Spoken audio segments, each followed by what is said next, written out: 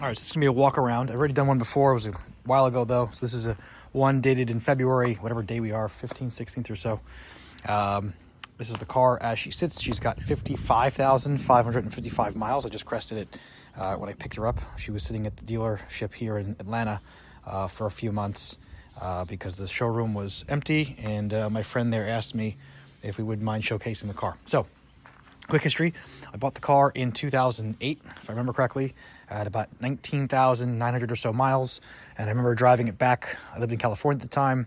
And when I drove it back, I crested 20,000 miles. And I remember thinking to myself how happy and fortunate I was to finally have one of these magnificent beasts because I'd lusted it after one for such a long period of time.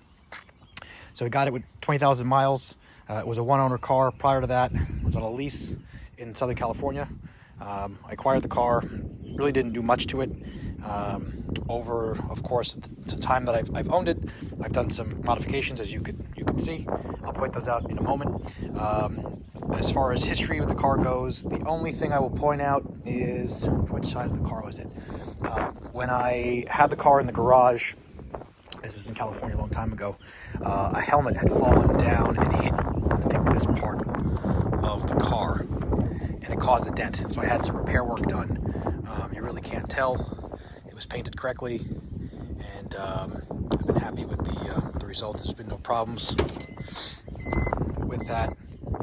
But I do want to point that out for the sake of being upfront and honest. So that happened early on in the car's life. Otherwise, I've had no mechanical issues with the car how long has it been? Since 2008 to 2022. I've done a ton of work on the car. Let's go through that now. At some point, I changed the stock airbox to a CSL carbon airbox. That includes the appropriate boots for it, going off memory here, the correct crankcase ventilation for it. The hubs have been replaced with Bayesian systems. The Vanos solenoids were replaced as well. I had no problems with them, but it was more proactive. The bolts are done. New hubs are on there. New bolts with the Loctite on there. These have Schrick cams in there as well. And the car has been tuned by Tech Tuning by Frank Smith out of Maryland when I lived on the East Coast. That's why you see Jersey plates on the car. Since my ownership, I've replaced the fan clutch. All the belts were done, I think, in the last 7,000 or so miles. I have a spreadsheet that has everything on there. Those were all done. I've done coolant flushes. You can see my channel that has some of the videos on that. Coolant flushes. The car recently had an oil change and a whole bunch of suspension stuff done to it. As part of the conversion for the CSL airbox, I did have to get the relocation kit for the SMG. It is not drilled into the strut tower. Instead, it's using a high-strength magnet with a bit of clear, PPF film on the strut tower to prevent any marring, but that's how it's held in place. Does retain the stock oil dipstick. The CSL one actually has a small dipstick underneath. There was really no reason to have that. The flap is functional. This does have the M54, S54, MHP, I'm trying to remember this number here, ECU, which has an extra chip on there to allow for the car to open up the flap at certain RPM. So that has been done. That was done with Tech Tuning and Frank Smith. And also the fuel rail. If you look in the back here, see what I'm pointing at? That thing? That's the modified fuel rail so that it uses a map pressure to judge how much airflow is coming into the airbox. The air intake has been relocated. The temperature sensor has relocated.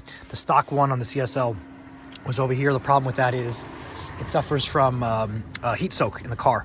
So to solve that, down there in the bottom, in the tube, the intake tube for the airbox, is where the temperature intake sensor is, and that will eliminate any kind of engine pullback from any heat soak. Car pulls. Oh, what else? I'll get to that in a second. What else? I mean, over my ownership, I've replaced this vent, that vent, because they get faded. This cowling was replaced when I had the paint work done, along with the seal, windshield seal on both sides. These were done. And what else? I don't have any cracking that's going on in the rear quarter panel windows. Let's finish the rest of the mechanical stuff. Let's see. So valve adjustments, cams, coolants.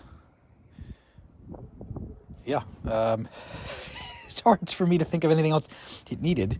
I have put new tires on the car. Car came with Contis, replaced those with Michelin Pilot Sport 4Ss, actually Super Sports, and then I got 4Ss.